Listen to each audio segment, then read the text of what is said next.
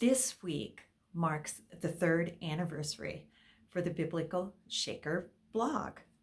And if you had followed us since the beginning, you would have completed reading 30 books of the Bible, along with over 50 Psalms and many Proverbs.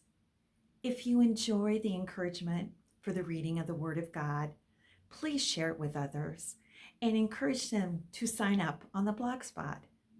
I would also like to encourage my readers to go to the Blogspot and hit on the drop downs to read about the history of the group and the authors of the devotions. On Friday, you will find a prayer for my followers, the blog, my perseverance and strength, and any direction that the Lord has for us to follow. Now, on to our weekly reading. Chapter 12 has been divided between Monday and Tuesday. We find that the religious leaders were trying desperately to trap Jesus by asking him many questions regarding the paying of taxes, the resurrection, and which of the commandments were the most important. Jesus answered so wisely when they asked him about taxes. He said that the coin bearing the emperor's image should be given to the emperor, but our lives, which bear God's image, belong to God. In return, when Jesus asked them questions, they did not understand and could not answer him. True followers of Jesus are not distinguished by showy spirituality. Let your actions be consistent with your beliefs and living as our servant leader Jesus did.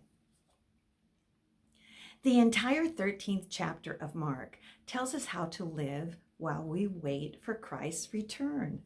Number one, we are not to be misled by confusing claims or speculative interpretations of what will happen.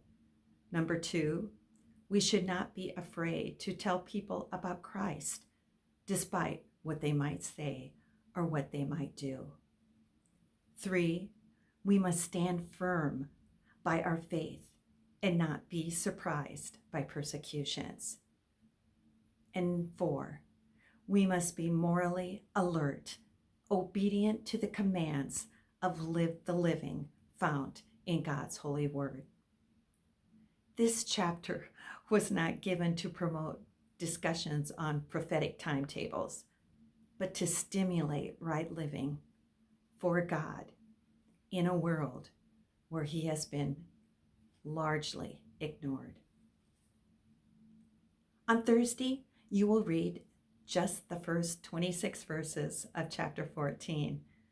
This begins Christ's journey to the cross with the story of the woman who anointed Jesus' feet with her perfume as the opening story.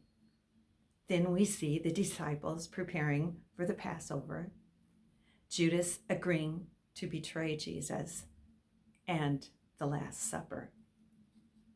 Jesus took 2 traditional parts of the Passover meal, the passing of bread and the drinking of wine, and gave them a new meaning as representation of his body and blood.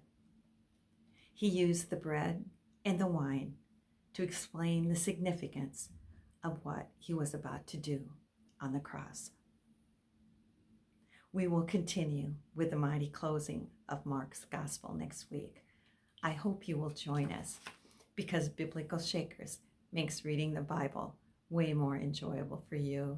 And I pray the Lord will put a hunger on your heart.